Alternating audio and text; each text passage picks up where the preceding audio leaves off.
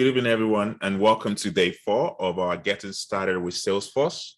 Today, we're going to continue and we're going to be looking into Object Manager and Lightning App Builder.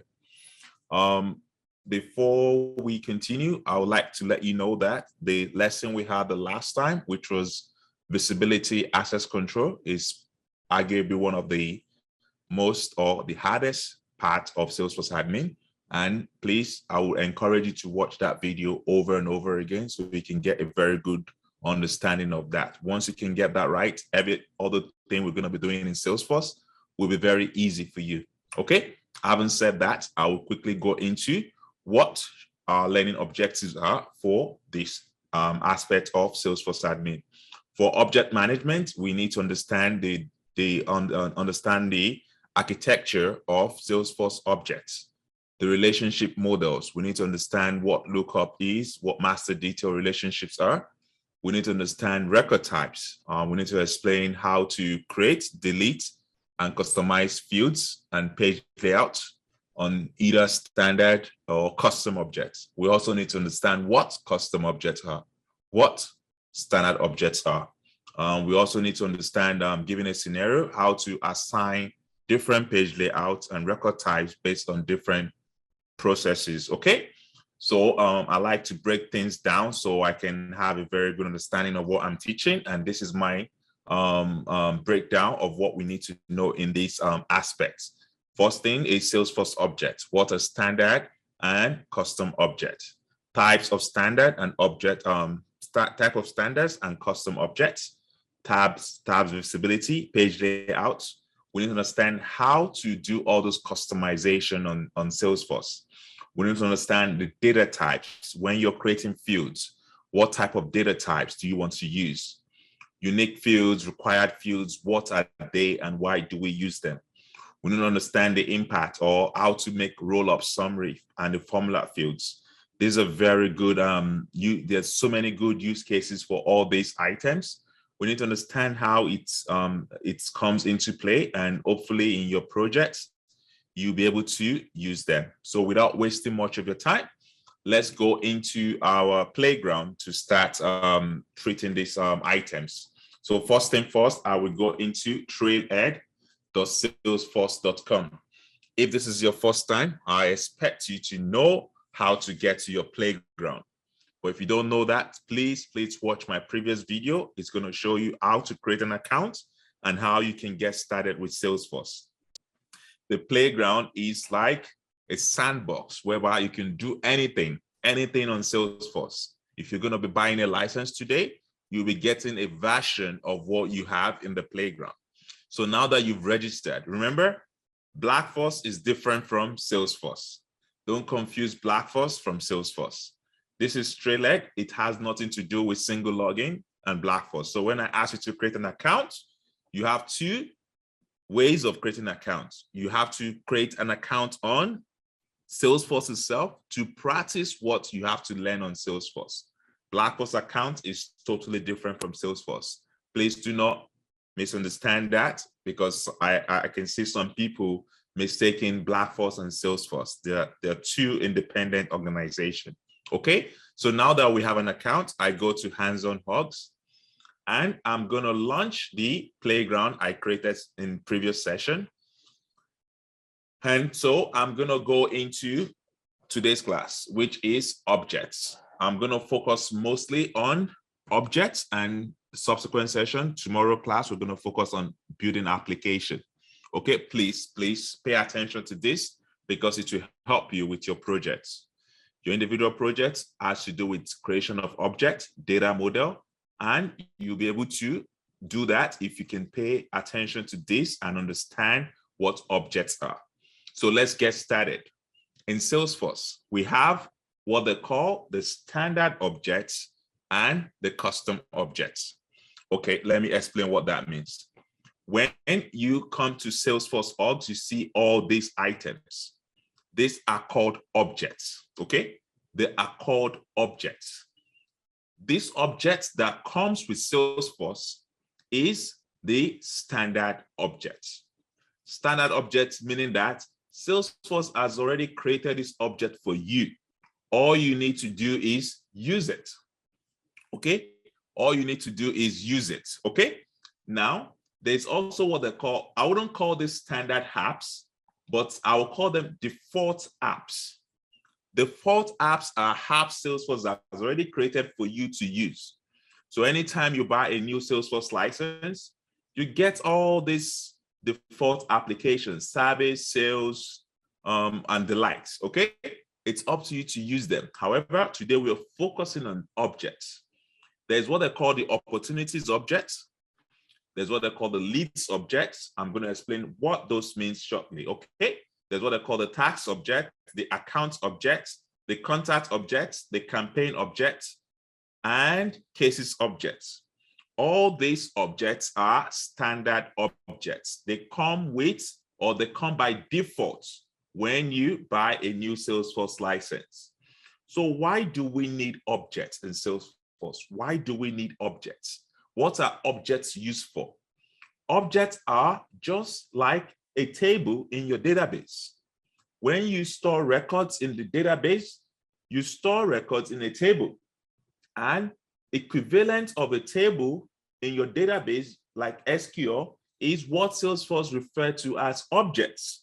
So if you want to store any records in Salesforce, you store it in a table called objects. This is how Salesforce store records. As you can see, previously I told you we have fields in an object. The fields are equivalent of Excel column. When you have your Excel spreadsheet, you enter data into the rows, and you enter those data based on the fields. These are fields: opportunity name, account name, amount, close date. These are fields.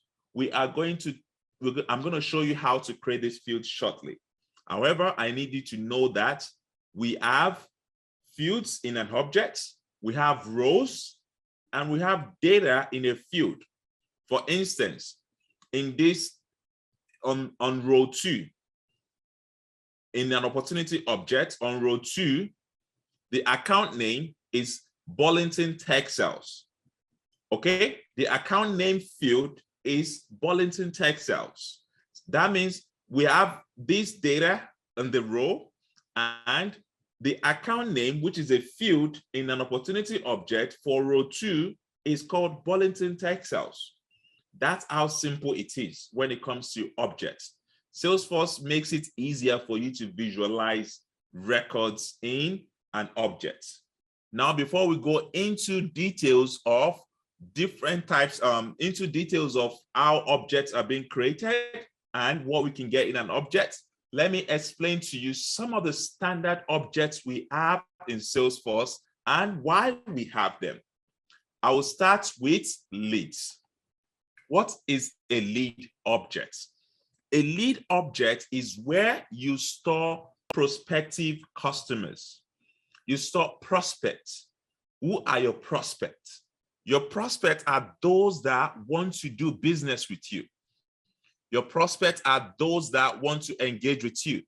A lead is a prospect that can be converted into an account and a contact. What do I mean by that? When you go on Blackforce website and you reach out to one of the support team, when you reach out to one of the support team regarding an issue, they will collect your details and it will go into a database. Similarly, if you want to contact Blackforce, you fill in a form, you send, it goes into a database. So one of the support team will receive this email. And we also save your records anytime you send an email to Blackforce. When you send us an email, it does not mean you are going to enroll into our program. It does not mean you're going to be our student.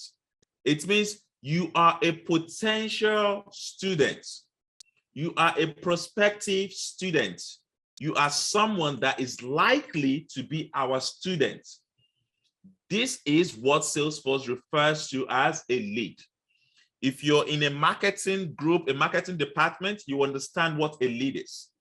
In lead, you can store the name of the person, you can store the email, you can store the phone number, you can store the company name, you can store a lot of information. How do you get to know about this information? You get to know about them in the lead details. So for instance, if I go to the lead objects and I want to create a new lead, I will have to specify the salutation, the phone number. Okay, I'll specify the last name and I'll specify the company name. Blackforce Inc. Okay, so now that I have this information, remember the information that has this asterisk is required. The one that does not have asterisk is not required. That means I can ignore it. Okay, so now I have to specify the lead status and I specify the lead currency. So those information are filled in. Obviously, you can fill other things if you feel like, but I'm not going to fill all this information. I'm going to save. This is how to create a new lead in the system. I have created a new lead in the Salesforce. I have created a new lead in the Salesforce. And if you fill this information on this website, there's a system in place that would create a new lead in Salesforce or in our table, in our database. Lead is where you store prospective customer. Now that you've created a new lead, what happens? You have the opportunity to convert this lead into a customer. You have this opportunity to convert this lead into a client. With Blackforce business model, you have the opportunity to convert a lead into a paying student, maybe, or just a student, depending on what they want to do with Blackforce, in Blackforce. So now, if you click on converting this lead, you will be able to create what they call an account, a contact, and maybe optional, an opportunity. When you convert a lead, you can create an account, a contact, and an opportunity. So let me explain. Before we get into account and contact, when you convert a lead, it means that the lead has shown interest in your product. The lead has shown interest in your product and they want to further engage. They want to buy your product or they want to be a customer. They want to join the basic program, they want to join the standard program, or they want to join the professional program. As long as the lead has been converted, you get what they call an account and maybe a contact. What is an account in Salesforce? An account is created in Salesforce to store information about an individual or an organization.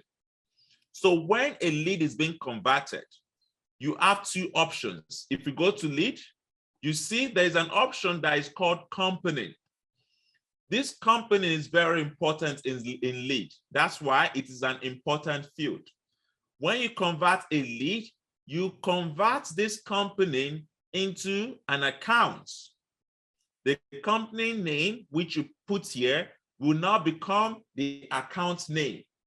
And the first name, last name, which you have here, will now become contacts for that account.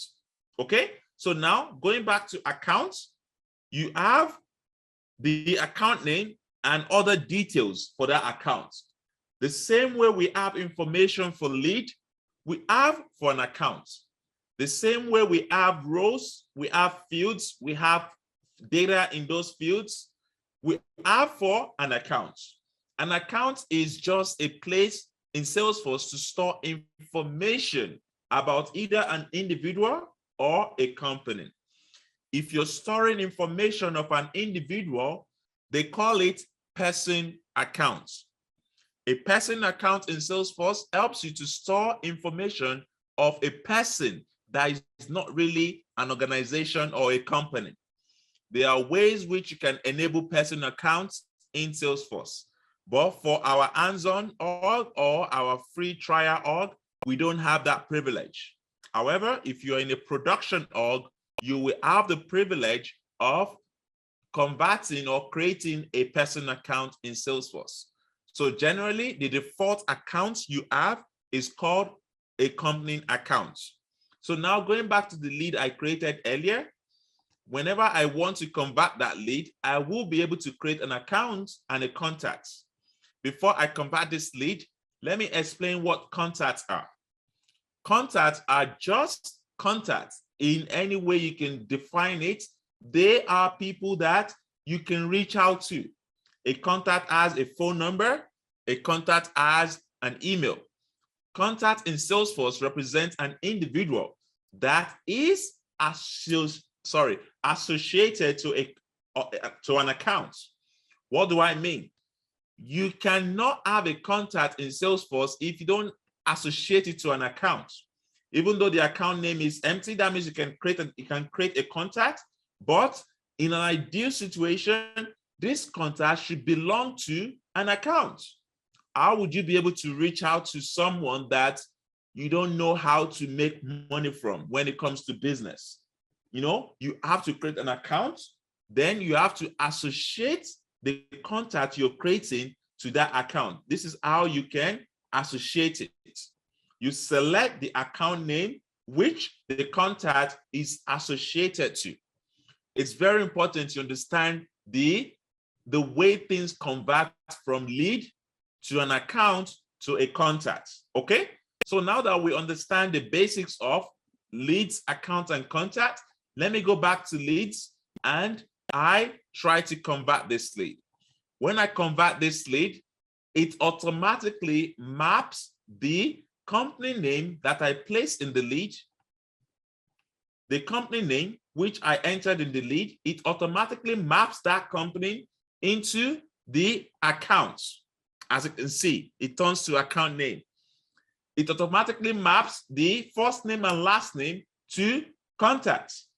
And you have the option, which is optional. You have the option, as you can see, you have the option to say, don't create an opportunity upon conversion or create an opportunity upon conversion. Now, I wouldn't create an opportunity upon conversion because I haven't explained what opportunities are for you. So let's convert this.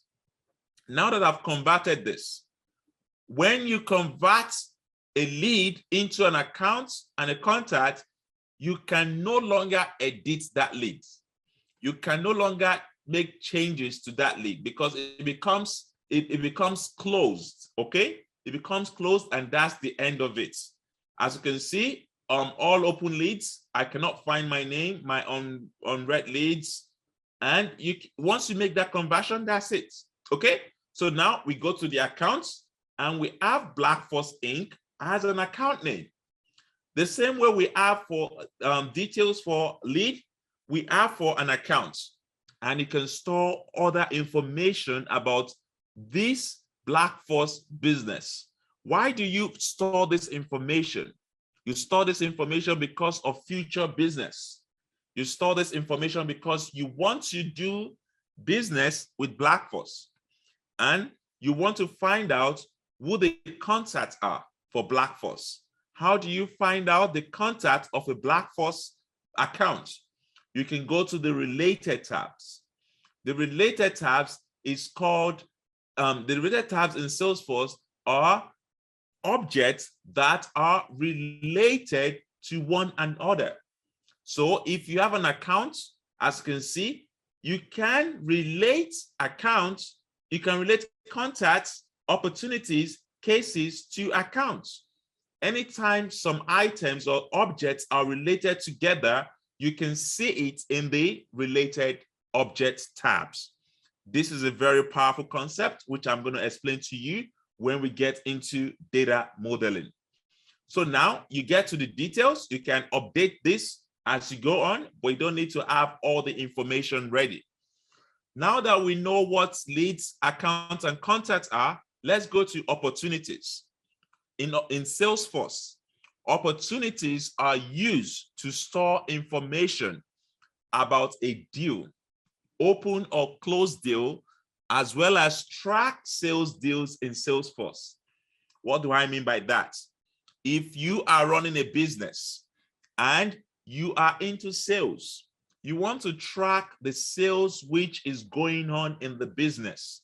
You want to find out whether the sales is likely to be closed or lost. Is likely to be closed won or closed lost. What do I mean by that? When you are in business, you are going to be sending proposal to companies. You are going to be relating with stakeholders. You are going to carry out what they call a business selling process. In a typical selling department, a business selling process could just be this.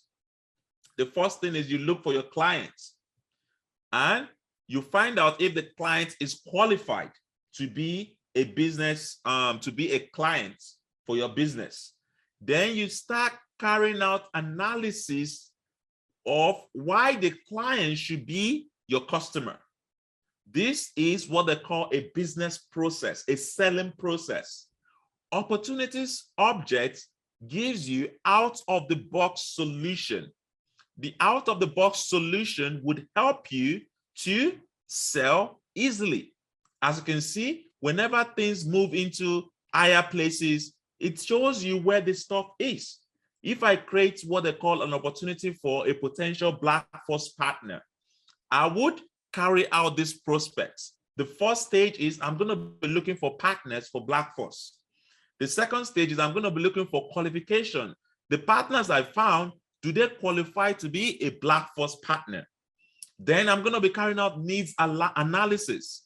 What would I tell this partner to become a Black Force partner? What would I tell this potential partner to become a Black Force partner? After that, then I start going to decision makers. All this is what they call selling process. An opportunity is used to store the information, the life cycle of your selling process is used to say, okay, we have this deal going on. Are we going to close this deal or are we going to lose this deal? And once you close an opportunity, you have two options. It's either you close one or you close lost. Obviously, close one means whatever you've done resulted into a deal. Close lost means whatever you've done did not result into a deal and you've lost that customer. In addition to that, you have what they call you have what they call the stage and probability. So the stage and probability works hand in hand. When the stage is in prospecting, the probability is 10%. Why is it 10%? The chances of you losing this customer, when I talk about probability, I mean the chances of you closing win, okay? So the probability of you close one at prospecting stage is 10%. And if you go to qualification, you mark as current stage, then the probability can increase. But let me cancel this. If I go to decision maker, when I'm dealing with decision maker, let's see what happens. Probability increases. So the probability is based on the stage, and I will show you how this is tied down.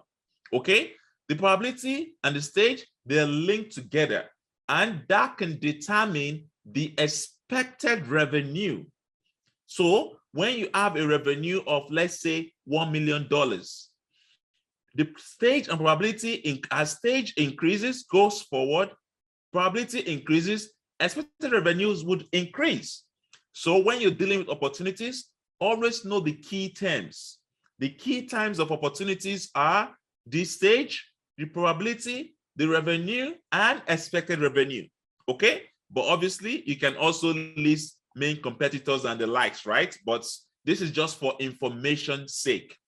Again, in an opportunity, you have what they call products. Products in Salesforce is a place where you list all the items you're selling. So if you have if you're selling maybe you're selling for an e-commerce website, you have refrigerator, you have AC or whatever it is, you can add it to an opportunity, right? Because that's what you're selling.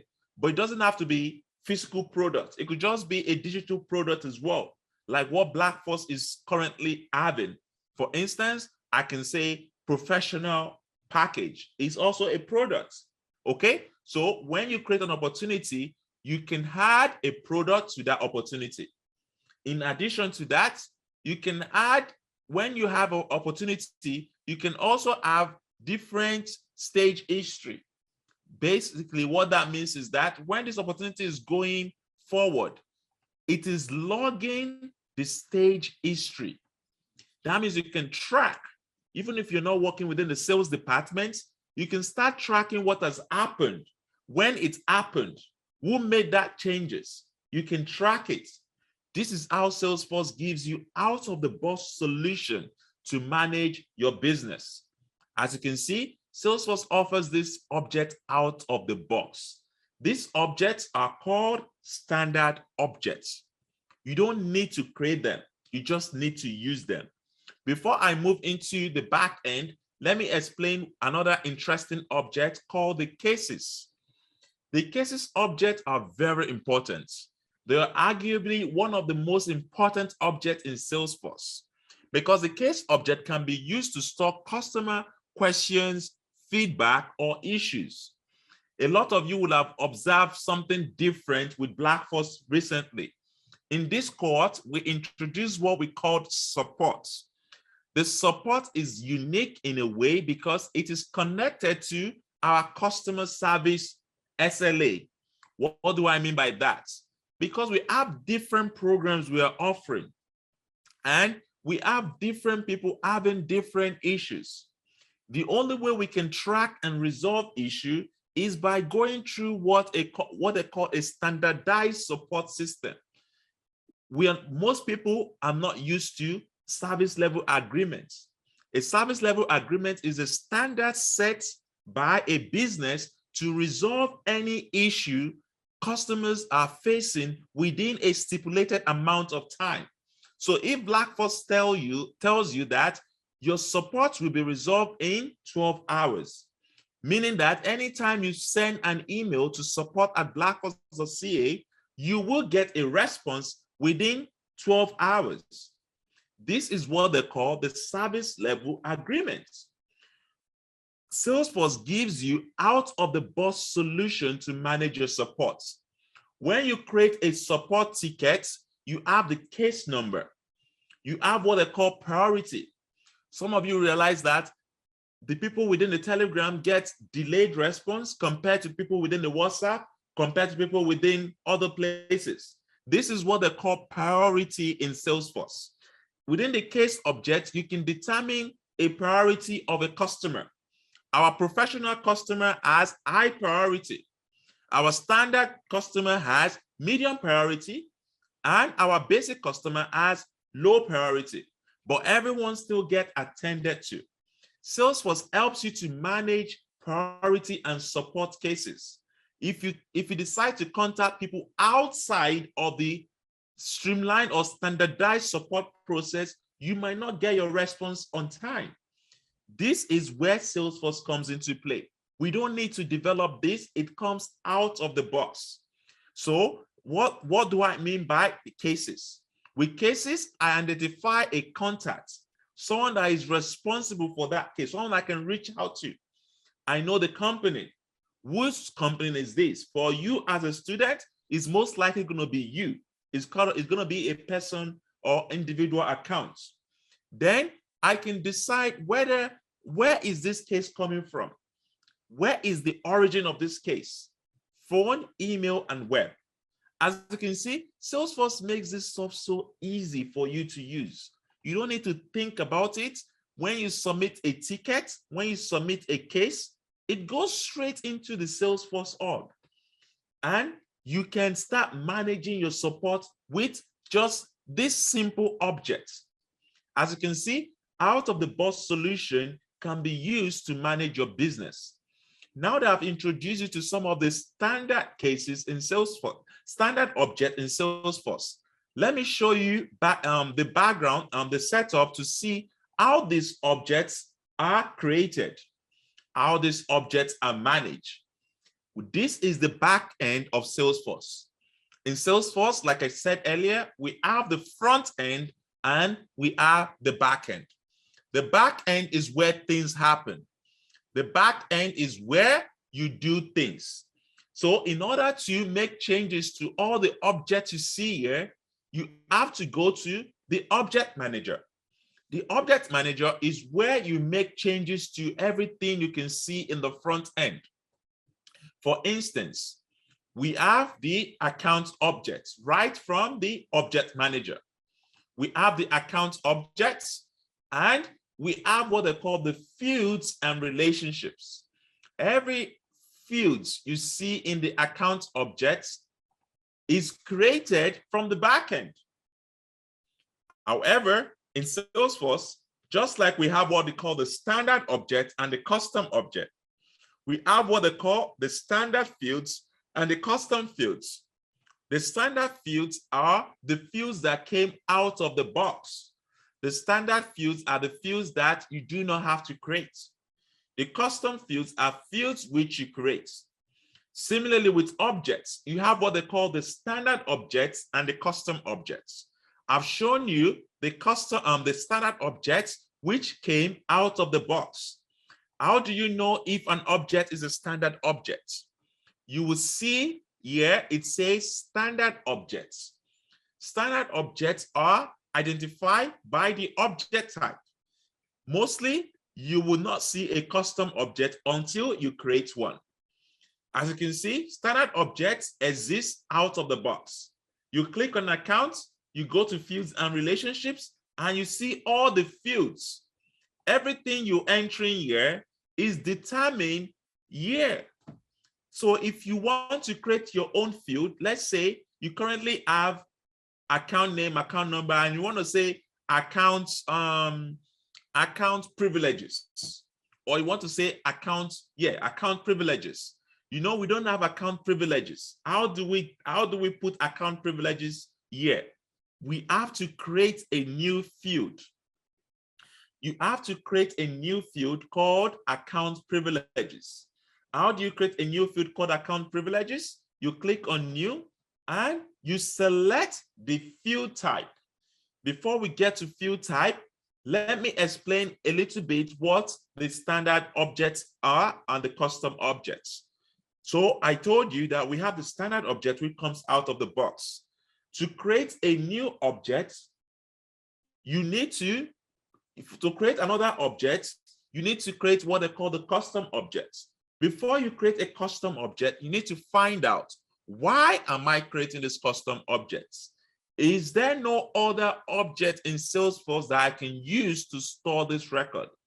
If you've looked up Salesforce and you realize, okay, I don't have any other objects, then you create a new object called this custom objects.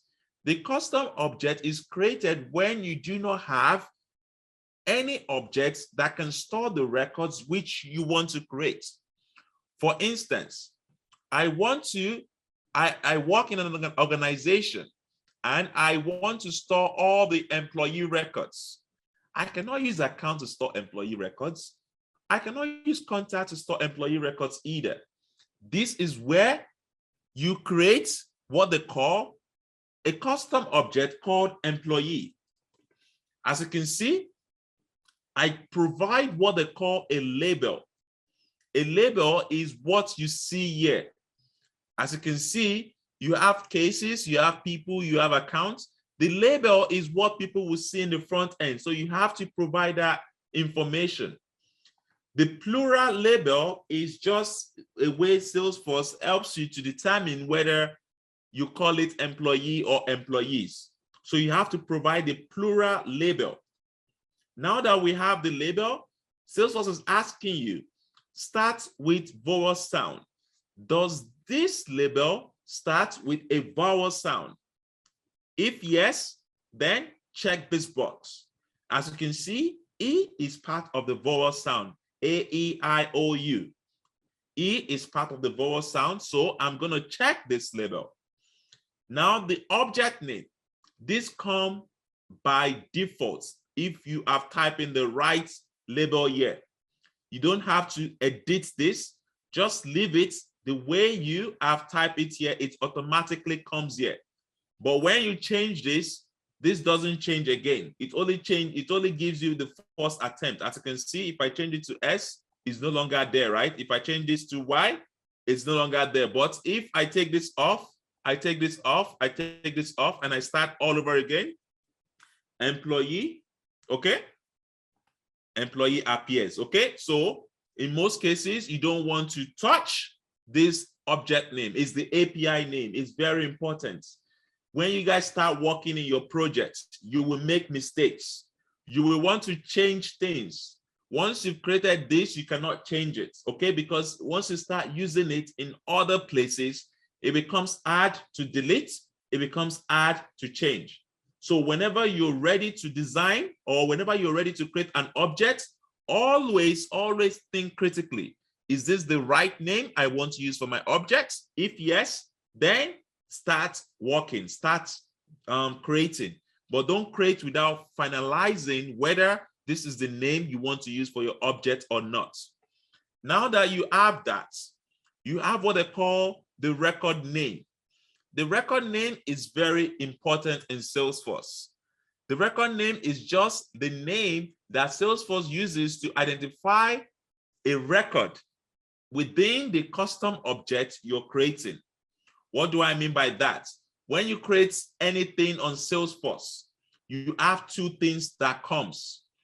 The record ID is a 15 to 18 character ID, and the name. Most of the time, you have the liberty to customize the name, but the record ID comes automatically. You don't have that liberty. In database, this is what they call a primary key. A primary key is used to identify a particular record in a table. I can query a table with, if I know the ID of that table. Okay, so this ID is very useful in Salesforce. It's a very unique ID, and it's unique across the org. Okay, the record name, you can personalize it to be like something you enter, or you can make it auto numbering. What do I mean by that? Right now, I say it is employee name and it's a text field, meaning I can type in the employee name. I can type in the employee name, but if I don't want it to be employee name, I can call it employee number. And if I don't want to type in the employee number, I can say it's an auto number. What's an auto number? An auto number is number that is generated. An auto number that is automatically generated. Anytime you create a new record, you get an automatic next number for that record. So when you're selecting this record name, it's very important to determine why or what purpose do you want. It's very important to determine why you need a record name and for what purpose does it serve for your objects. So if I decide to use employee number, I know that employee number would be unique in the system. So I don't want to use test, because chances are if I use test and I let someone enter employee number, they will most likely enter the same employee number at some point during data entry. However, if I use auto number, I can just say, I want my employee number to start with EMPL. Then I say, okay, that's how I want my employee number to be formatted. And that's it. Salesforce will automatically increase the number of the employee anytime a new record is being created in the objects. Okay, so it's ideal to find out why you're doing this before you start doing it. Now, there are some options here. Allow reports, allow activities, track field histories. These are important if you need them.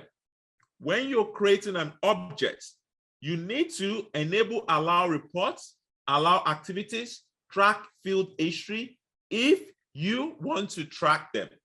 If you want to report on these objects, you need to click on these boxes. There is a report in Salesforce that helps you create any form of reports. You can create report of all employees in the system. You can create report of all contacts in the system. You can create report of all accounts in the system. However, for your custom object, if you don't check this box, you will not be able to create a report. You will not be able to allow activities, and you will not be able to track field history. In your project, you will see the use case of all this. Activity is when you have tasks, events, and the likes. So if you don't select this, you will not be able to do that. So now that I save, I have created an employee object. If you go back to the object manager, you will scroll down, or you can do a quick find. A quick find would help you to get an employee object. As you can see, the employee object is a custom object. The type of this object is custom object. If you look at other objects and you scroll down to where employee object is, employee object is the only custom object we've created.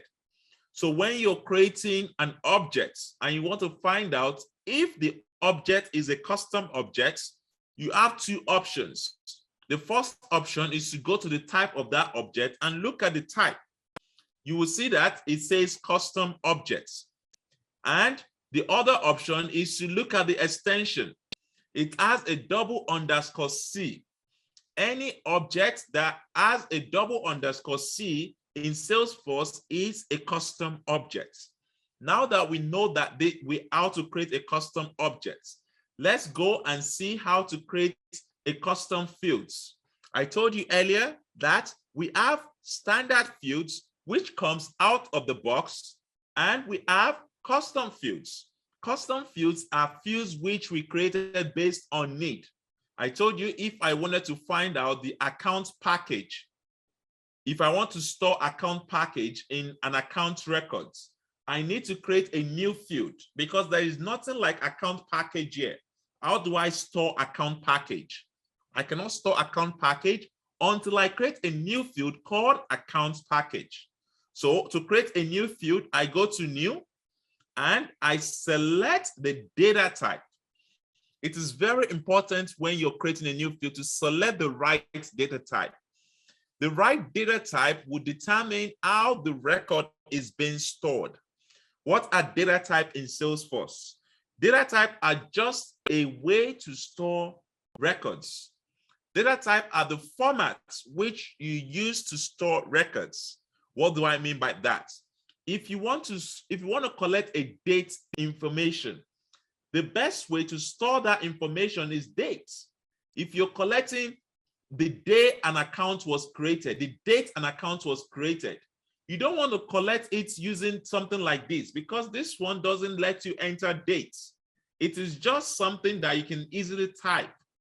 But if you want a date information, you have to select a data type called dates. Allows user to enter a date or pick a date from a pop-up calendar. Similarly, if you want to collect an email field, you don't want to open up that place such that anyone can type in anything. You want to ensure that the data is validated. You want to ensure that they are typing in the right thing. Otherwise, you will be collecting an invalid information.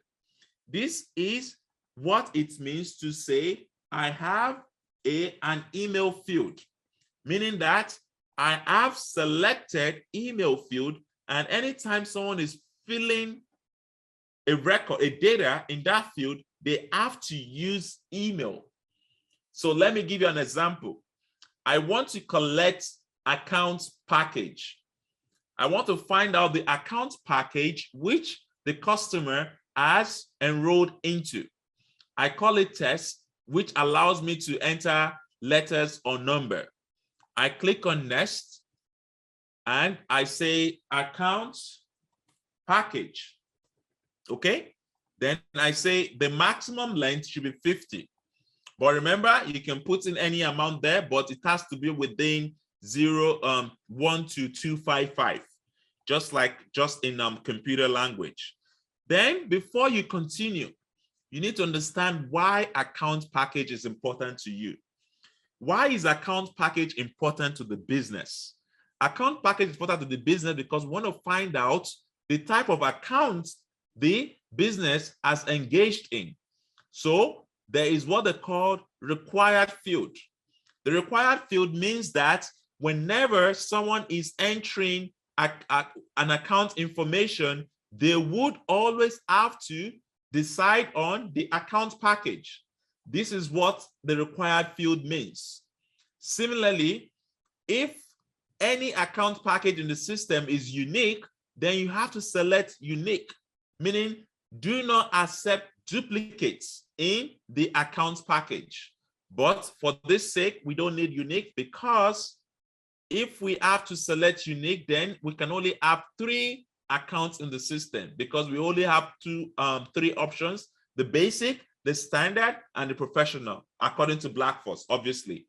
But if it's other businesses, it's not a good idea to make that kind of field unique. However, if it's an account number, if it's something that is unique to that account, if it's something that is unique to that account to use to identify the account, then we can select unique. But for this use case, we don't have to select unique. Okay? External ID is if an ID is used to identify this item in another computer. What do I mean by that? You know, in most cases, when you bring data into Salesforce, you want to identify that data on another computer, let's say on Google AdWords, or on Facebook, or on LinkedIn, or whatever database you have outside of Salesforce. The external ID is used to identify the record externally. But for this use case, we don't need this either. So I click on Next. I click on Next and I save. I'll come back to what a page layout is in our subsequent classes. But right now, let's focus on this object. Now that I've created this, record, this field called account package. As you can see, just like every other standard field, to identify a custom field, you can see the _C. The _C is used to identify a custom field. So anytime you see on the _C, know that it is a field that was created by someone. Whenever you see just normal field, you will see that you cannot, whenever you see other fields, you will see that these are standard fields. One of the differences between the standard field and the custom field is the fact that you cannot edit a standard field. You cannot edit a standard field. Whereas for custom field, you can edit it. As you can see, I created this, I can edit it. For standard field, I cannot edit it because there is no way to edit it. There's no way to edit it. Even if you have this, the only edit you can do is you can just replace the pick list, but you cannot edit whatever you've created. So when you have something like this, what would happen if you need to make sure, if you want to change it? I don't want it to be called accounts. I want it to be called clients. I want it to be called something else. I don't want it to be called accounts. Before I go into how you can relabel standard fields and standard objects, let me go to the standard objects. Similarly, because it is standard, you cannot edit or delete that object. Okay, so you can decide not to show the object, which is fine. You can decide not to show this object, but you cannot edit it. However, the object which you created, you have the liberty to edit or delete it. So remember, you cannot delete a standard object. You cannot edit a standard object. However, for custom object, you can edit and delete it. So now, if you have a business and you call accounts something else. Maybe you call it clients. How do you rename a standard object if you cannot edit it? There's what they call tabs and labels. Tabs and labels helps you to rename things that you name standard objects that you cannot edit. For instance, instead of accounts, which is this, I want to change it to clients. Then I have the liberty of changing it to clients. I have that liberty and I save. So now, instead of account, it's going to turn to clients. Okay, so you don't have the liberty to edit, but you can change the labels. You can modify the labels to fit in whatever you want. If you don't want this to be called account name, if you don't want it to be called account number, go back to edit and you change it to clients, you go to next and you change everything that you have. You can edit all the fields in the standard fields, but you cannot delete them, okay? You cannot delete them, but you can edit them, okay? I've just reset the account object and this will be back to normal. So now you've seen how to create a field. Let's go to the layout. I created a field called account package. Let me see if the field is coming up. Package, okay? This is the account package I created. As you can see, I wanted to collect an account package field. The field does not exist out of the box, so I have to create that field myself. That is how you create a new field and you store that records. There are different kinds of data types in Salesforce. You've seen the easiest form or the easy data type, which you can use, which is the text field. There's another data type called the pick list. Why would you want to use a pick list? What is a pick list? The pick list is just a simple way of selecting from a list of data. What do I mean by that?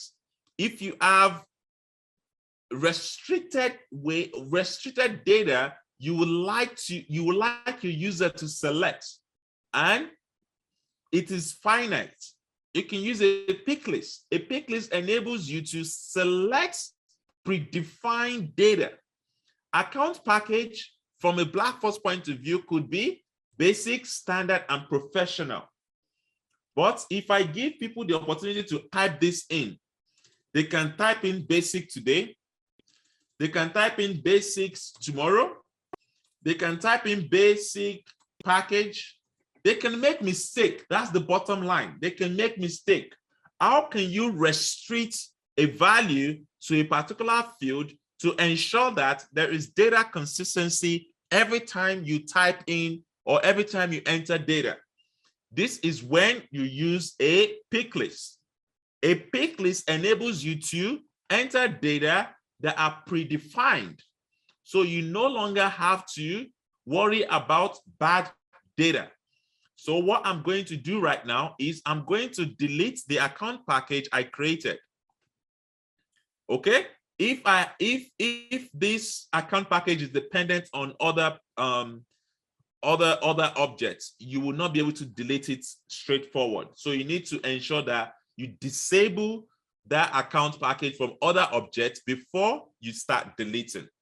So I click on new and I select a pick list and I click on next, and I can call this pick list country, meaning that I want to collect the country where this account belongs. There are two ways to create a pick list. We have an opportunity to select from a global pick list value set or to enter the values which we want.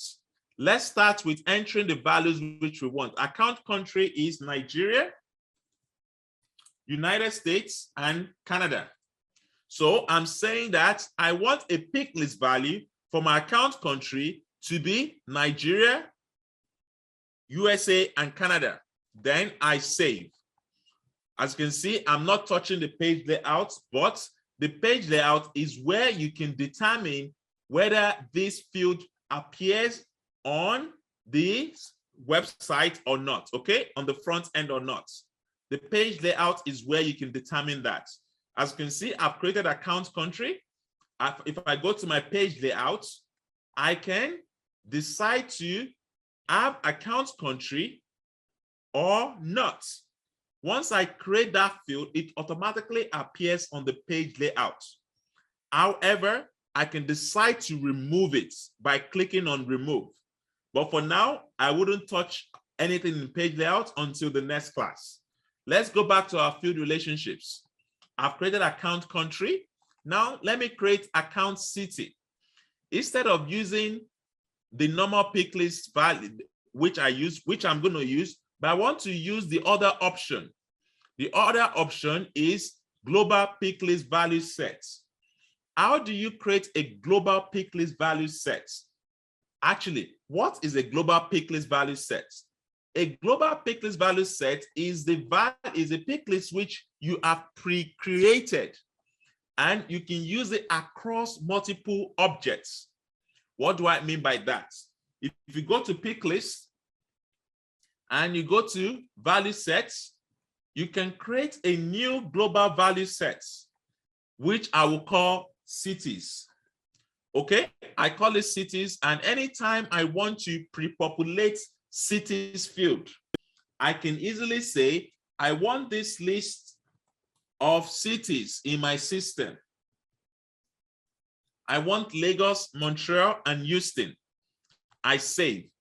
Now that I have a global value set, remember, I can create as many global pick list value sets. I can create another one called countries. I don't have to create countries in account.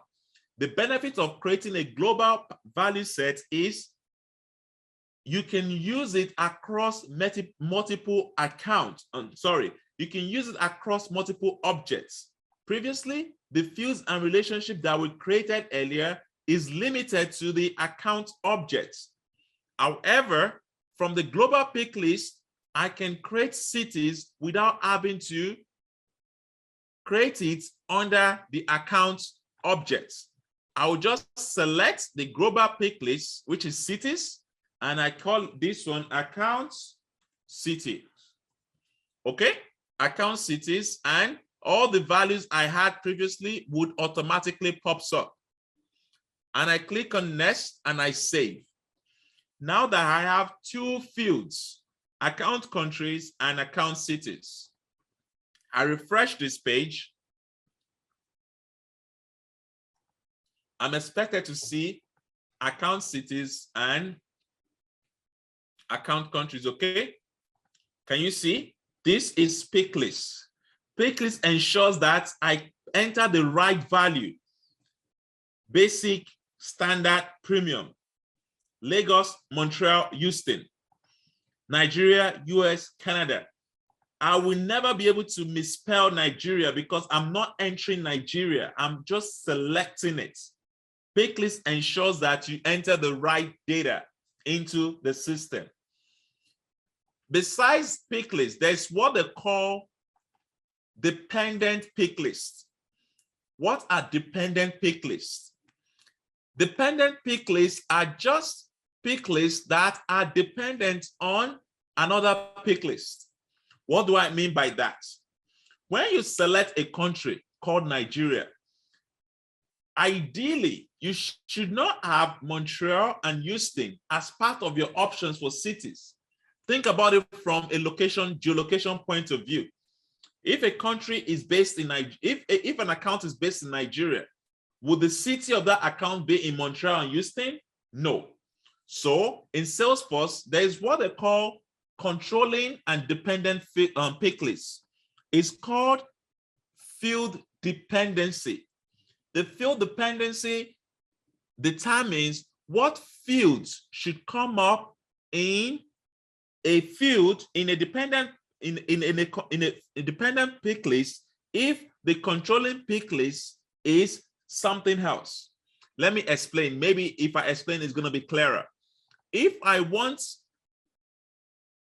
country to be controlling and I want cities to be dependent, all I needed to do is ensure that anytime someone selects Nigeria, the only options that should come up is Lagos. I select Lagos and I click on include values. Anytime someone selects USA, the only option that should come up is Houston. I select Houston and I click on include. When someone selects Canada, the only option that should come up is Montreal. Anytime I just include value and I save. So once I save and I refresh this page, next time someone select Nigeria, I wouldn't have all the options available. The only options that should come up when someone select Nigeria is Lagos. I need to refresh this page. Sometimes it takes a while, but eventually it will be refreshed. And remember, you can also take off or include this. When you have dependency, you will see it there, okay? Dependent on account cities, okay? Controlling is account country. You will see that symbol here. So let's refresh this page again and see if it has kicked off. I go to details and I select country and my cities. Let me log out of this session and I log in again from my Explorer. I go to accounts, I go to new, and I select Nigeria, Lagos, okay? I select USA, Houston, okay? I select Canada, Montreal, okay? So this is how Salesforce ensures that you have data integrity. You have data that it is cleaned up based on your business needs. It's very important to know how to use the right fields for your objects. As you can see, we've talked about custom objects, standard objects. We've talked about custom fields and standard fields. We've talked about pick list. We've talked about why Salesforce has all these objects. We've talked about cases. We've talked about how Salesforce uses cases to manage process, support tickets. We've talked about how Salesforce uses opportunities to manage your sales pipeline, the stages and everything you can do with Salesforce. Now, this is the easiest of working with objects. The most interesting part of objects is data modeling. What is data modeling? How does it work? When I showed you the account object, I told you we have what they call related tab.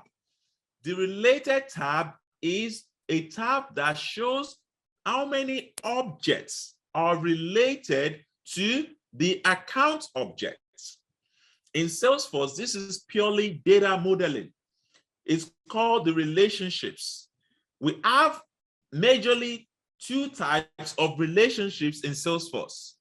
The first one is master detail relationship, meaning that the account is where you go, and once you click on the account, you go to related and you can see the details, the objects that are related to accounts. Similarly, if you go into opportunities and you click on an opportunity, you can see related, the objects that are related to opportunities. If you go to cases, you click on a case, you see related, and you see the objects that are related to case. This is what they call data modeling, and it's what they call relationships in Salesforce. We have what they call the lookup and the master detail relationship. Let's start with the master detail relationship. When you are creating an object, you have the options of linking this object with another object. When I go to the account objects, I can create a new object and I say I want to create what they call a relationship. As you can see, we have lookup relationship and we have external lookup relationship, but we don't have the master detail. If I go to the employee object and I want to create a new field, I click on new. I have what they call the master detail relationship. Why is it possible for me to create a master detail relationship in an employee object, but in the account object, I cannot create a master detail relationship? Let's see why that is and what we can do. Master detail relationship. Create a special type of parent-child relationship between two objects, okay? Where this object is the child, meaning the employee object is the child, and another object is the master, meaning that I cannot create a master detail relationship with the custom object being a master. I can only create a master detail relationship when the custom object is a child. Unlike when you go to account, look at accounts, you go to fields and relationship, you cannot see it because you cannot create it when this guy is a standard object. Always remember that. Master detail relationship is a kind of relationship that is very closely connected. It is closely connected in such that you cannot have a field when the child, you cannot have the master, you cannot have the child when the master is gone. What do I mean by that? This can be a bit confusing at first, but you need to understand what it is. I said I want to have related objects on the account. How can I have related object on the account when, how can I have this contacts? How can I have this opportunity when I don't have this account? It is not possible. This is the master. The account is the master and the contact, opportunities, cases are the child. They're the details. So if this, in this type of relationship, you call it master detail relationship. Let me go further and explain this. The relationship field is required on the detail record. The ownership and sharing of a detail record are determined by the master record, meaning that whether you get to see all these records is based on the fact that you can see this record. If you cannot see the account, you cannot see the contacts, opportunities, and cases for this type of relationship. However, you should be able to see it if you go to individual objects. So don't limit the fact that, oh, this is the only place you can see it, okay? However, once this account is gone, you cannot see the details. A very good example of this type of relationship is what I would refer to as a student and an exam record. When a student goes to school, they are registered in the system. And whenever the student takes an exam, they have a record. How can you have an exam record without a student? An exam record can only belong to a student.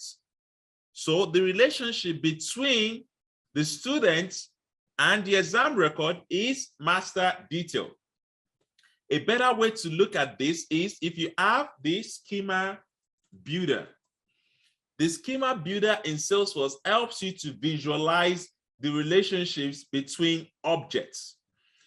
If I have to open the account objects, I just need to type in account.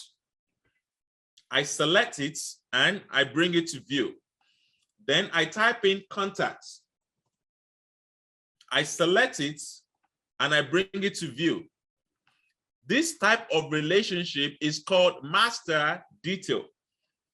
The master detail ensures that you can see the related objects.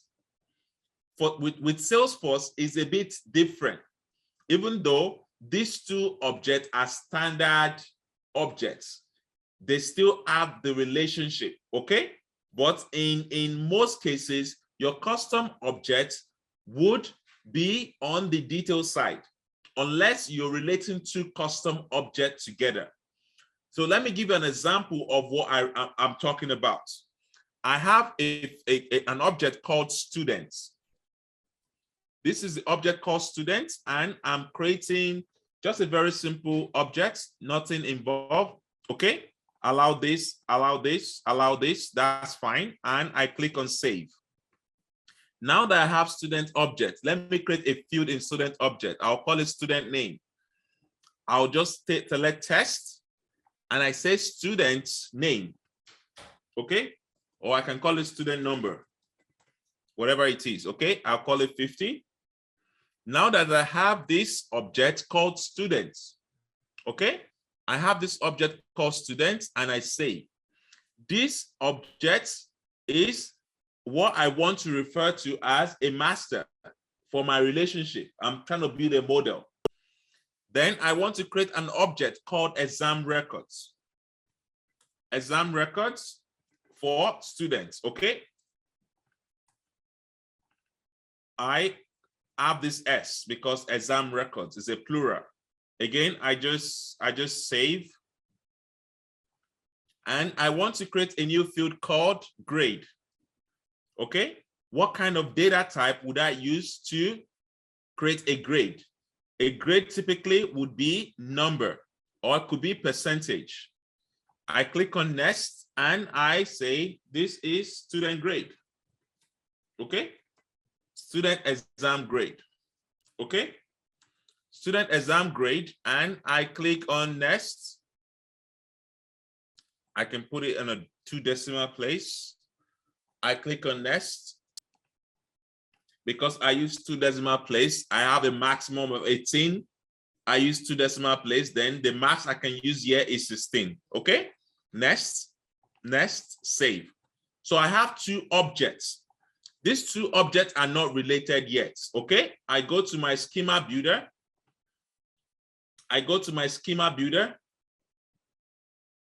And I clear all. I look for students,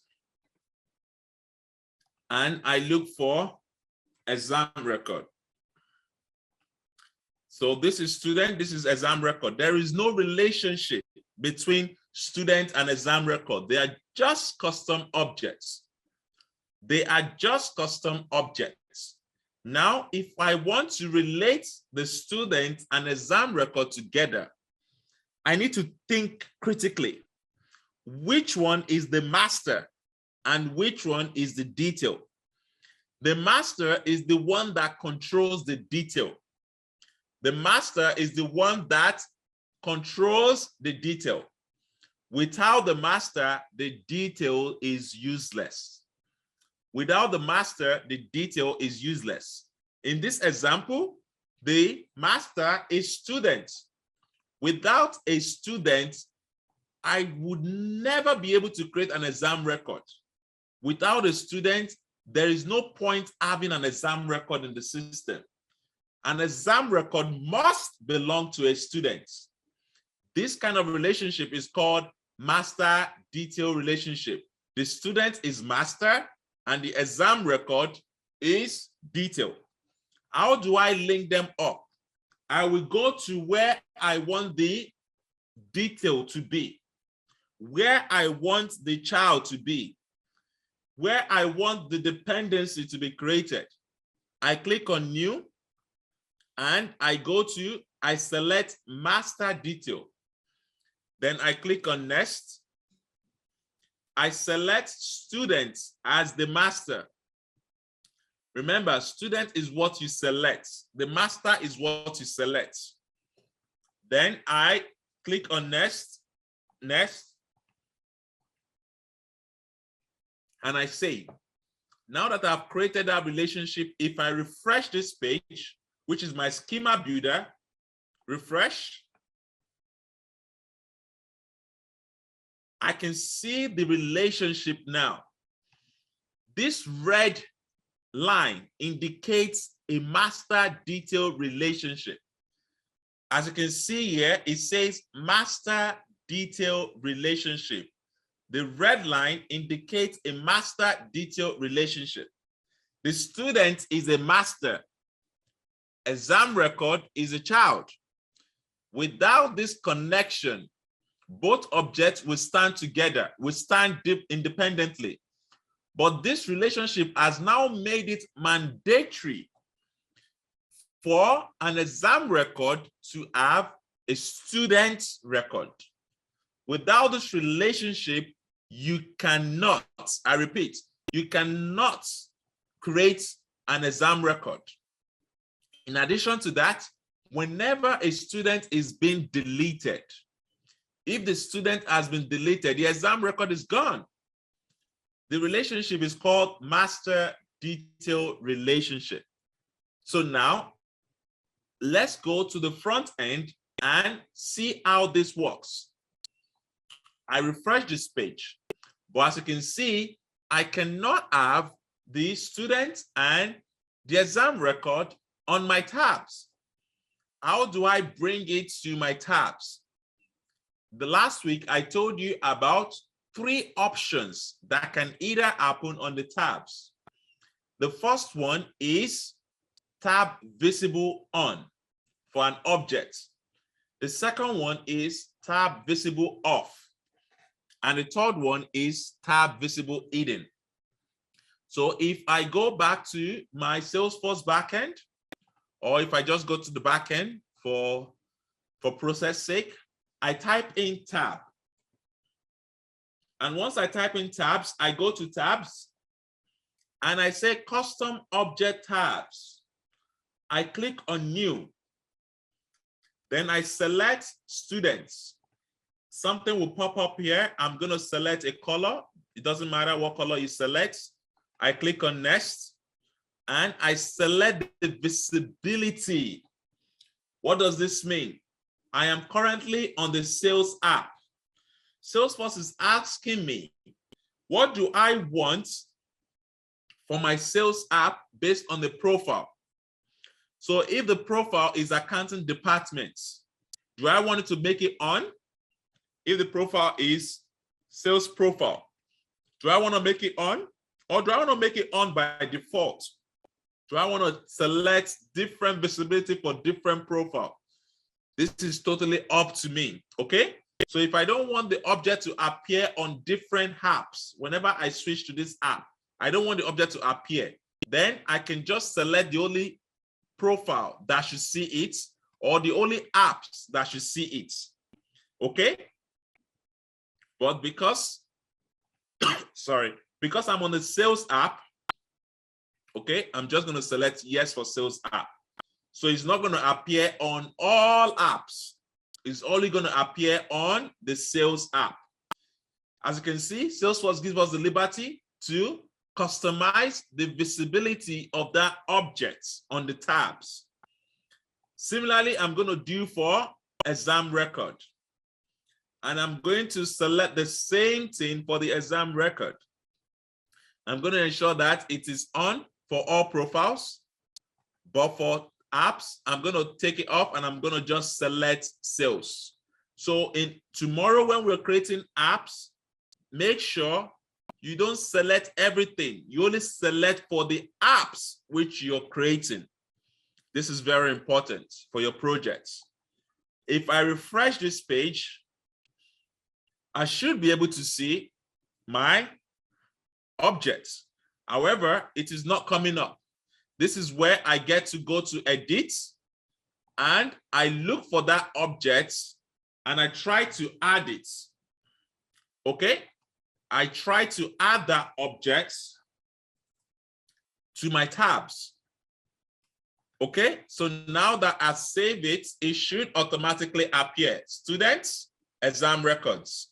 If I don't like it at the end of this tab, I can edit and I bring this to the first. Okay, as you can see, I have moved it to the beginning.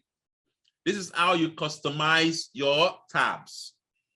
Now let's create a student record. Okay, I'm going to create a new student record called Babatope Olajide, and I'm going to call the student number 001. Okay, save. Now that I've created a student record, that's it. There is no difference between the accounts, contact, whatever, and student record. Look at the related tab. The related tab shows exam records. This is the whole purpose of that relationship we created.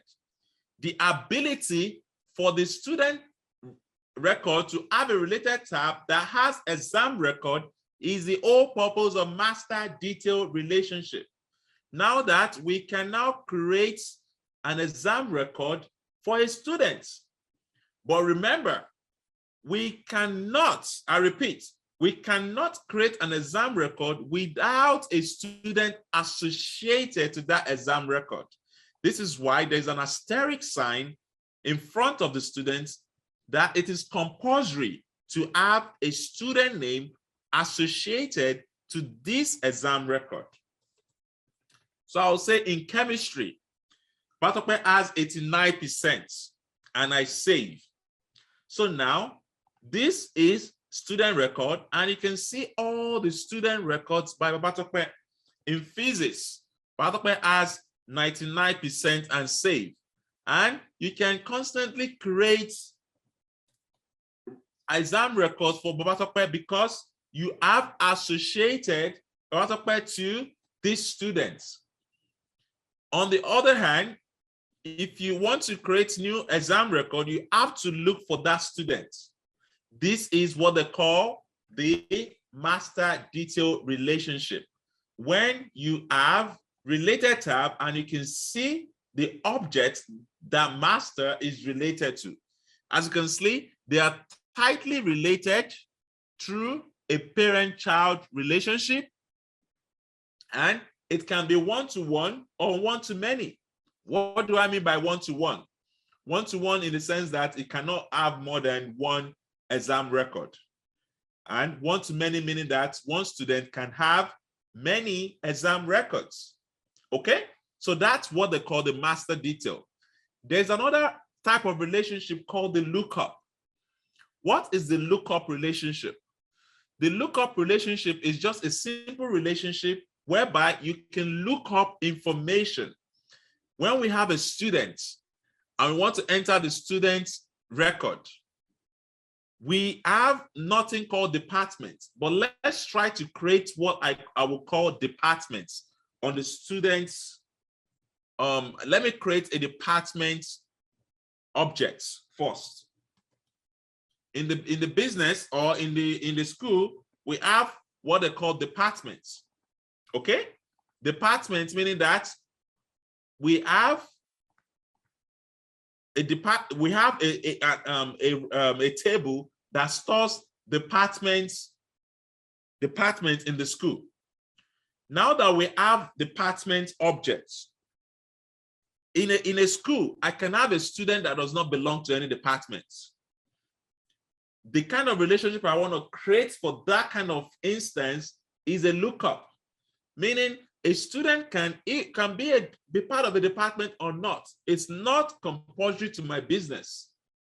So when you want to do that, you go to the student objects and you just link up the student to a department. And I'm just going to say is a lookup field, and I'm going to look for departments. So now that I have department associated to a student, then whenever I'm creating a record, I can just associate department or not. So before we go to that, let us make sure that we have department on the tabs. The same way we did for student and exam record, we're going to do for departments.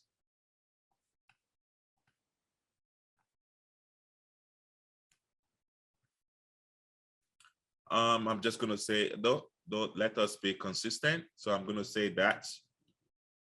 I'm going to say that, save. And now we have department, okay? So I try to create a new student.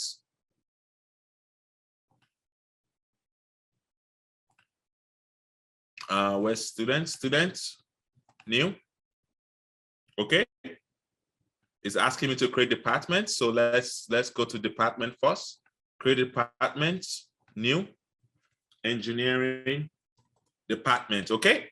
Engineering department, I've created engineering department. Now I want to create a new student. I go to new, I call it John Doe. John Doe has 002, and I can select departments. As you can see, I select departments and I save and new. And I say Jane Doe. Jane Doe is 003. But guess what? I'm not going to select departments. I save. Whether I select departments, whether I don't select departments, doesn't matter to a lookup. A lookup is loosely connected. It's loosely connected because it doesn't matter whether you enter a field or not, it will not require you or mandate you to enter a field. That's what the lookup relationship is all about. So when you have a lookup relationship, you see that a department belongs to many students. Many students can be in a department. Many students can be in a department. Look at that blue line. It's called a lookup relationship, meaning that I can have many students in a department. Look at the red one called a master detail. I can have one student with many exam records, and I've shown you how to create that. So now you've seen how to create a custom object, and you've seen how to relate a custom object together. In your projects, you'll be required to create a custom object that stores information, and you'll be required to link up 2 or 3 objects together. This is how you do it. You go to the back end, you go to setup, you go to object manager, and you create the object that is required for your projects. After that, before you start linking them up, you need to ask yourself 2 questions. The first question is this: can I create a record without this particular record in the system? A case in point is students. Can I create a student without an exam record? Yes, I can create a student without an exam record. Now ask yourself the same question with the other objects. Can I create an exam record without a student? No, you cannot create an exam record without a student. Then you know that exam record is depending on the student.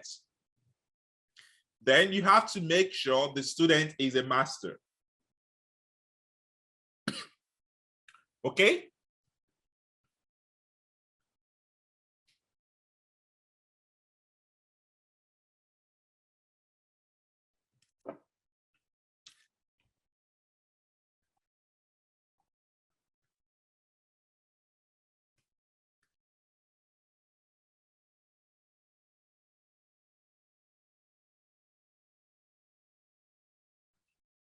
Sorry about that. I just had to take some water.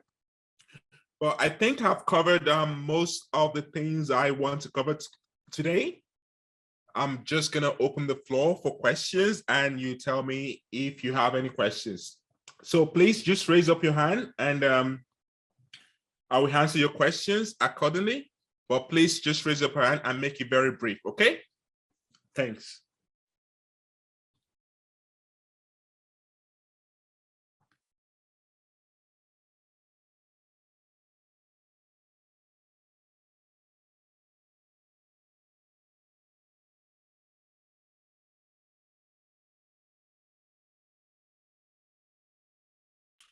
So I'm gonna go with Toyin Oni. Toyin Oni, you have a question.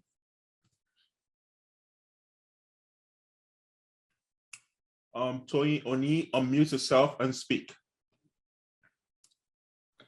Okay, hi. I have this question regarding opportunities. Is it a must that we have to create leads before we create an opportunity, or we can just go straight to creating opportunities? That's a good question. So when you're creating an opportunity, like in every object you have in Salesforce, just like I explained to you, master detail and the likes, You just have to ask yourself, when I'm creating this object, do I need to have some records in place? If yes, then you have to. Otherwise, as you can see, you don't have to. You don't need to create anything before you have an opportunity. You don't even need to have an account. An account field is not compulsory. So anytime you want to find out whether this is important, this is not important, go to new in that object and see the red star. The red star will guide you as to which is important for you to create first. With opportunity, you don't have to create anything. You can just create an opportunity in the system, and that's it. Okay? Okay, yeah, thank you. Secondly, still in opportunities, I discovered that we have these stages before we probably go to closed stage. And those are standard ones that actually came with Salesforce. Yes, those ones, yes. Is it possible that we can reduce these stages to probably the ones we actually needed? Probably from like perception analysis to like just 6 of it. Or it's a must we fill in these ones because it came with Salesforce as a standard object, as a standard. That's a good question. That's a good question, Toyin. So what you have to do is go to Object Manager. Okay. Type in opportunity. Go to opportunity. Go to fields and relationship. You know, this is a stage, right? You know that this is stage, right? Yes. So we're gonna look for stages, okay? This is stage. Then this is where everything is. Oh, okay. All you just need to do is edit. Sorry. All you just need to do is you can deactivate. Sorry. You deactivate the things you do not want. Not delete. You cannot delete standard fields. Remember, you cannot delete standard fields. Anything that comes by default, you can deactivate it. And if you delete, it's probably going to go to inactive. Okay, you cannot just delete these fields. Sorry, you might be able to delete these fields, but it's recommended to deactivate because you might want to reactivate it again in future, and you can create your own new field. I want to say that. Okay. Yeah, you can create your own new field that would fit into your business purpose. Oh, okay, okay. Okay, and make sure you make it active. Okay. And when you're creating new stage name, you always have the probability as well. You always have the probability. Always include it. Okay. So that's how to make changes to the path on opportunities. Okay. Thank you so much. No worries. Can Francis unmute yourself and speak, please? So, Mr. Babatope, thank you for the class. I have 2 questions. The first, I had this issue during one of the challenge. And from what you taught today, based on standard object and custom object. So when I went to create, the project supposed to be a standard, among the standard contacts, but when I checked on my standard object, the project wasn't there.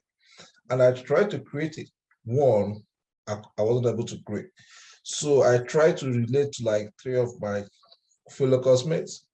On their own end, in their standard objects, they have it. So why I couldn't find mine? Because it has been a challenge to me that I'm still thinking, I've Googled, I'm not getting the right answer. Okay, these are the kind of questions you ask in your subgroup so they can address it.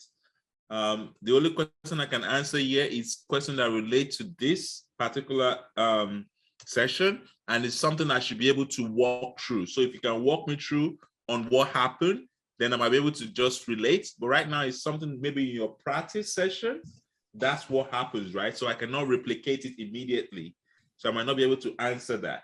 Do you understand? I'm relating it to this particular is because you made us to understand custom objects have 2 underscores, but that particular one doesn't have 2 underscores. And when I work with 3 people, I'll check on their own. It was under the standard account or standard object. So you're trying to see the standard object here. Is it in the tabs? Yes, but it's not there. Then you have to look at what I did, right? When I did not see the standard object, what did I do? I can go to two places. Okay. The first page is my profile. I go to my profile and I look for the profile which I'm logging in as. For instance, if I'm logging as a system admin, I'll go to system admin. Remember, I told you your profile is where everything is. If everything fails, go to your profile. You'll find the answer there.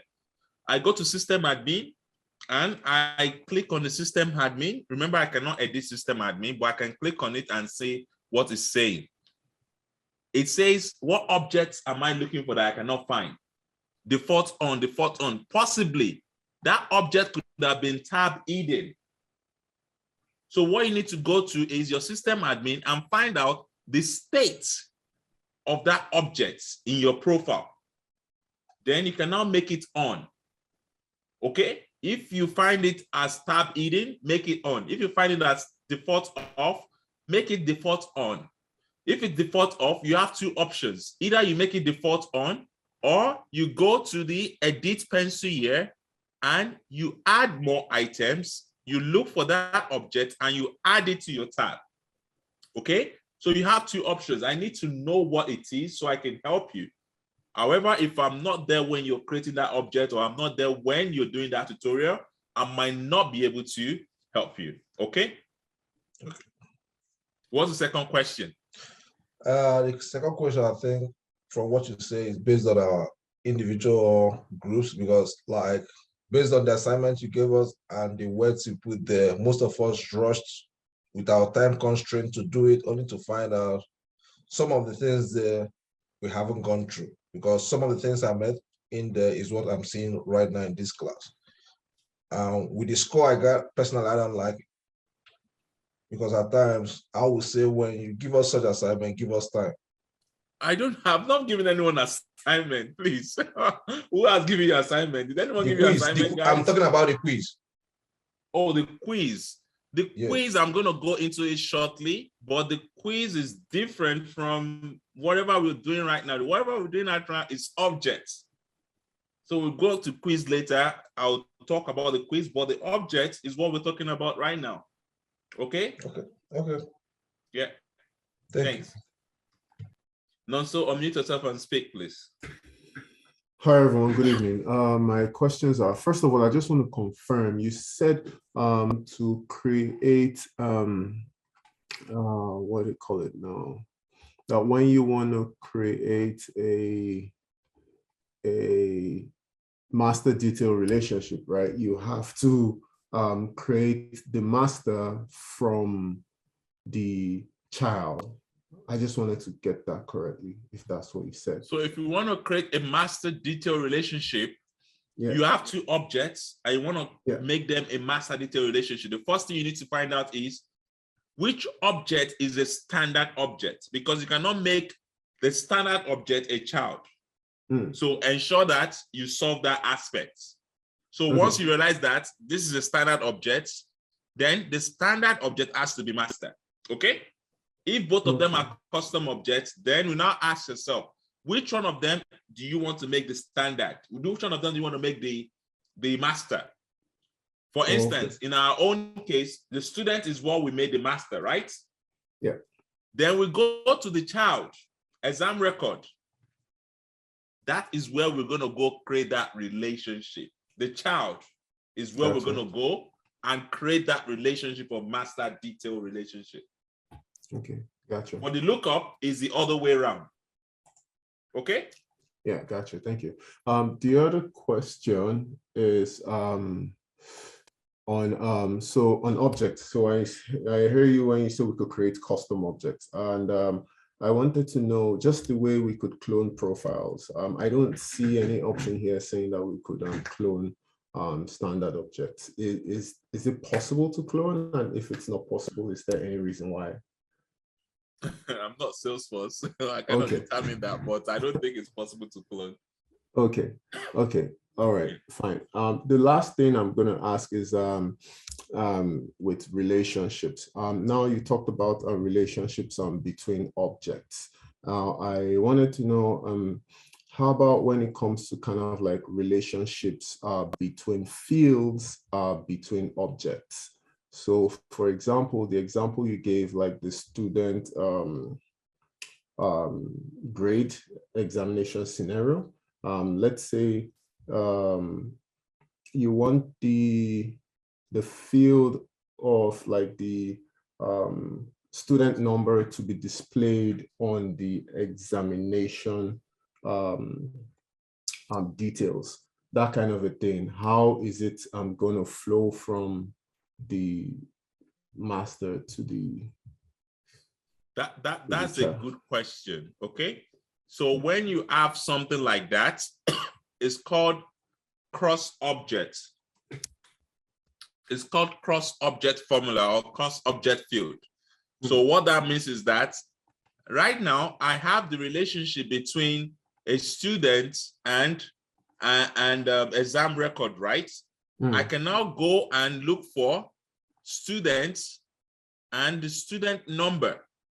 Can you see? Can you see how I got there? Yeah. I go to formula, I go to students. That's what I plan to do next in tomorrow. Roll up summary, formula, and everything. So I go to the exam record, I go to student, I go to student number. Now I can display the student number under the exam record objects, even though they are just master detail relationship. You get what I mean? Gotcha. Yeah. Yeah. So you do cross object fields or cross object formula. Okay. All right. Yeah. All right. Thank you. I think that's about it for me. No worries. Ella, please. Hi, good evening. So I have two questions. The first one is, what is the essence of that vowel sound box that you picked the other time? You know, when they said if it begins with a vowel sound, you select it. I don't understand what the essence is. Then the second question is, how do you make, like when you were creating the account package, right? How do you make the fields to be important? Like, do you do that yourself, or is automatic? That part that it has the red asterisk to show that that field is important to be filled out during the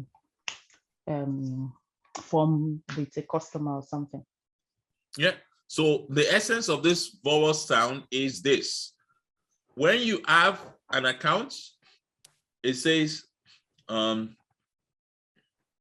me see. So like technically, or what it means is that Salesforce will call it an account. Okay, it's going to be saying you have an account, something like that. But if it's a contact, you have a contact. It's just for Salesforce to be able to speak better English. That's all. Oh. Okay. So there's no logic. There doesn't solve any logical problem or anything at all. It's just about you have an account or you have a contact, that kind of a thing. That's all. Oh, okay. Okay. Then the second question. Yeah. For the fields, you make it required when you're creating it. Okay. You make it required, and once you make it, look at this is where you make it required. Okay. Okay. Okay. Okay. Once you make it required, it becomes required when you are entering data in the system. Okay. It becomes required. Okay. Okay. Yeah. Thank you. Yeah. Thanks. Tayo, unmute yourself and speak, please.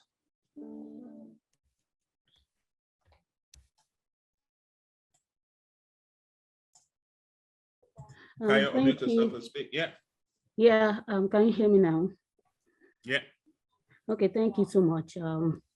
I have two questions. One is when you were creating, when you used tab to change the names of the standard objects. So can we also do that to related objects of that standard object to change? Can we also change the names for the related objects? You can change the same standard object. You change through the normal tabs and labels, right? Tabs, yes. Yes. But for custom objects, you just change it when you're creating it. You have liberty to change custom object because you created that one yourself. But for standard, you don't create it yourself. This is how Salesforce enables us to change the standard object. But for custom, you change it up yourself, okay? Yeah, like what I mean is on the front end, when you open up, for instance, the account object, which is a standard object, you see related objects too, like contacts and opportunities. Can I change the names for those ones too in tab? Again, these are objects. These are objects. Yeah. You can change objects. You can change the names. Okay. Do you get? So it doesn't matter whether it is in related tab or is a year. You just go to that object, which is contact. Where's contacts? This is contact. Then you go and change it. Just the same way you change the account. Can you see? Okay, you can change the contact. Yeah. Okay. So it doesn't matter whether it's in related or it's in the full ladies, you can change it. Doesn't matter. Okay. Okay. Thank you so much. That's all. Thanks. Okay. Muyiwa, unmute yourself and speak, please. All right. Thank you very much. I don't know if I'm asking a stupid question, but it's just playing in my head and I'm trying to figure things out. So I understand the concept of the objects, the field, the layouts and all. But my question is, how do they all fit into a profile that is being assigned to a user? I don't know if you understand my question. Repeat that again. I did not get that. Okay, so I understand the concept of the objects, the field, the layouts, and everything you've explained tonight. Now, my question is, how do all these fit, do they fit into a profile that is assigned to users, or these objects can be linked to the users directly, or how does those plays out? That's my question. Okay, that's a good question. So it's not stupid. You go to profiles. When you go to profiles, last week we created department profile. And in department profile, we enable read, create, edit, delete. This is how it fits in, okay? You can read, create, edit, delete on departments. You can read, create, edit, delete on employees. You can read, create, edit, delete on exam records. So the same way it works for standard objects, it works for the custom objects. In addition to that, you also have the ability to do field this accessibility, meaning you can block certain fields from not showing if the profile is accounting department. For instance, you can go to a department and say, okay, I don't want certain fields to show. You see all the custom fields we created, you can make them hidden on the profile level as well. So this is how you do everything. They are related. They are related, okay? Chairman, please unmute yourself and speak. Hi, everyone. Mine is pretty straightforward. So I wanted to ask on creating the custom objects about the optional features. So the reason I'm asking is at the clinic today, so Abiola said we should click the 4 items. Now, the 4th item is allow in clutter groups. Yeah, but throughout when you were doing yours, yes, you told us that you would have to click the first 3 items in order to generate reports. So my point is, when do we know when to include the clutter group option under the optional features? It's up to you. If you feel that if you feel that you need or you would be creating reports, activities, track, field history on that object, you need to click it. Otherwise, you can come back and click it. It's not a big deal. However, in order for you to create a report, you need to select all this, okay? In order to get the activities, in order to get the track, field history, it needs to be enabled. But you can come back and do this if you want, okay? Okay. So secondly, You said fields are equivalent of Excel columns, I get. I want to ask something. I don't know if it's stupid as well. What is equivalent of Excel rules in Salesforce? Excel's rows? Yes. So rows are technically what you see here. This is row 1, row 2, right? If you go to all opportunities, this is row 1, row 2, row 3, row 4, row 5. Okay? Yeah, but this doesn't have a name, right? Because the fields are the columns. So the rows don't have any name. They're just nothing. They're just rows. Yeah. Same with Excel. They're just rows. Okay. So it's like record, 1 record, 2 record, 3 record, 4 records. You see, these are all records, right? It's row. Row is the horizontal, column is the vertical. Okay, thanks. Yeah. Laura, unmute yourself and speak. Good evening, everyone. You talked about the peak list, especially the global value peak list and then the dependent peak list. What are the differences and how do you create these, please? So don't mix the peak list together. There is controlling peak list and dependent peak list. Controlling peak list is the one that determines what comes up. Okay, if you go to the accounts and you want to create a new account, there is what I call controlling peak list, which is the country. The controlling peak list determines what options comes under cities. So you cannot select Nigeria and expect to see Toronto or Montreal. The controlling peak list is the country. Dependent peak list is the cities. If you select US, you now see Houston. The controlling is the country. US, you select, Houston comes up as cities. That's controlling and dependent peak list. However, there is what they call the global value set peak list. So what that means is, instead of you repeating cities in every object that you need cities, you can create cities as a global value set.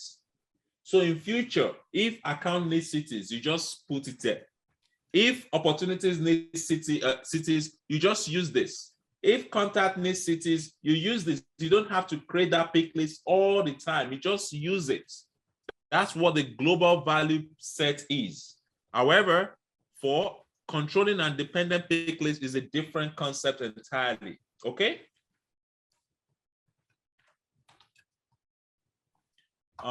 Temisan, unmute yourself and speak. Hi, Babatope. So my question is also on the peak list thing. So when you were talking about creating global peak lists, you just used 3 examples, USA, Canada, and Nigeria. So imagine that we want to create a peak list for all the countries and all the cities in the world. Are we supposed to be imputing the values one after the other, or can we create multiple values in Salesforce? Yes, I think Salesforce has some territorial pick lists and stuff like that. So you can actually configure territories and everything across the world, right? Salesforce has the default stuff. You can look into this more, but I gave an example of cities and countries, but that's not the whole purpose of pick list. It could be any other thing, okay? It could be basic, standard, and package. That's also a pick list, right? I just need to find out, like for something that had more volume than standard business. Yeah. Salesforce gives you out-of-the-box solution like this, then you can now configure it to your own need, okay? But you can also import data as well, which we're going to get into next week or maybe later on this week. You can import data, so you don't have to enter all this stuff by manually. You can import those data in an object and link that object to that object. You get based on relationship, so you don't have to do anything manually. Anytime you see that something is looking like a manual stuff, then know that you need to find a way to resolve it. Okay. All right. Thank you. Okay, good stuff. Let me quickly address some of the questions that I can see in the chat and everything. Okay. First of all, 1 minute, please.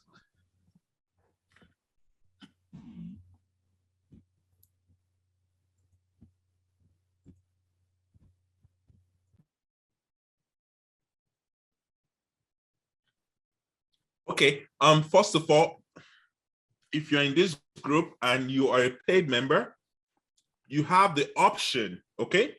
You have the liberty, or you have the privilege of being in a group, a WhatsApp group, a closed WhatsApp group that helps us attend to you properly, as quickly and fast as possible. If you're a paid member, if you're not a paid member,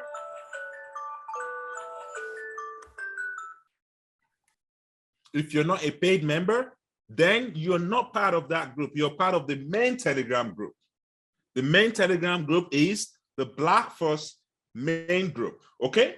If you're not a paying member, the only group you are part of is the Blackforce main Telegram group. And whatever we do in class is limited to that group, okay? That's what you get to see because you're not paying. You have the privilege of attending classes and watching video. That's the Blackforce mission, to give you Salesforce knowledge and skills. Case closed, okay? However, those that want to improve the knowledge of Salesforce more than what I teach in class, they've made extra efforts to make payments for the services my company provides. That company has nothing to do with Blackforce, but they are in partnership with Blackforce. So when you make payments, you're making payment to my company that supports my training, aside the free training I give to you guys. So when you make payments, you receive a welcome email that gives you a link to join a private WhatsApp group, depending on the subscription you have subscribed into. Depending on the subscription you have subscribed into right now, subscription is closed because we've had enough people and it's creating confusion with my support team. It's overwhelming and I cannot accept it anymore because it's really, really overwhelming. Now, if you're not part of that group, then just learn and grow your skills. It's too late to join. It's as simple as that. Don't confuse everyone in the classroom. Just attend the free class and watch the video and learn outside of the class. However, if you're a paying member, you paid on time before the deadline, you have the privilege of joining the separate WhatsApp group. If you have paid and you did not receive that email, send an email to support@blackforce.ca so they can look into your file and they can add you to that group. But you need to send an email to find out if you have paid. If you have not paid, it's closed right now. Okay? That's number one. Number two, those that have paid, they have the privilege, like I emphasized throughout the open day and subsequent session, those that have paid have the privilege of having extra assessment that would help them prepare for their certification exams. This is what I refer to as the quiz app. The quiz app gives you the opportunity to learn likely questions that would come up in your certification exams. And today, I think I uploaded some sample questions, which is based on the session we just completed, which is the user and configuration setup. I told you guys that every time we finish a chunk of our training, I will give you a quiz app that will quickly prepare you for your certification. So at the end of the training, you don't learn too much. You only summarize everything you've learned and just take a one-time test before you go write your certification. My expectation is everyone would pass their certification if they follow the process. The process is, once we finish a module, you go and test yourself. Find out if you are good with that module. This is what we finished. We finished this last week. Organizational setup, user setup, security and control. Now log into single login, click on online assessment, and you will see sample questions regarding that. if your profile permits you. This is student. I don't know if this so this is one example, but there are other examples there. Okay, there are other examples there, and you just click on the quiz app. Once you click on the quiz app, it will take you to the quiz app whereby you can take the quiz. Okay, and most of you would have taken the quiz, and this guy doesn't have the privilege to take the quiz, but I know other people would have the privilege. So go on that quiz app and go take the quiz. You have one time to take the quiz for me to test your performance. After that, it will be open for you to take as many times as possible. So please, if you have any questions regarding that, contact support. Don't get confused. You are an adult. If you have problems, you should know the process to resolve your problem. Don't confuse every other person. Always act as an adult and professional wherever you go. Because if you're part of this organization and you want to get a reference from me, whatever you're doing in the classroom, in the WhatsApp group, in your projects, wherever you are, as long as you're associated with Blackforce, that will be your reference. That will be your reference with me, and I mean it. So paying 2.5 doesn't mean anything to me. That's what I make in probably a day or less. So it means nothing to me. However, if you want to get a reference from me, you need to exhibit some form of professionalism in whatever you do with Blackforce. And I mean it. So please and please and please respect everyone and follow the process we put in place to ensure that you get the right service from us. It's overwhelming for the support team to repeat themselves over and over again because you don't pay attention to everything that is being said. So please try your best and be professional at all times. See this as a school to improve your career, to switch your career, to transform your career. Don't see it as a service you paid for and you're entitled to everything regardless of whether you pay attention or not. See it as a school whereby you have your professor in place and in 30 minutes you're not in class, you have no right to enter that class again. Don't see it as Babatope leading that class. See it as a school whereby you are being monitored. Your attendance is being monitored. That's the legacy we want to put in place, and you need to respect that. So you're not entitled because you pay, you're entitled for the services you're getting, but you need to follow the process. Okay? So that's all I will say for tonight.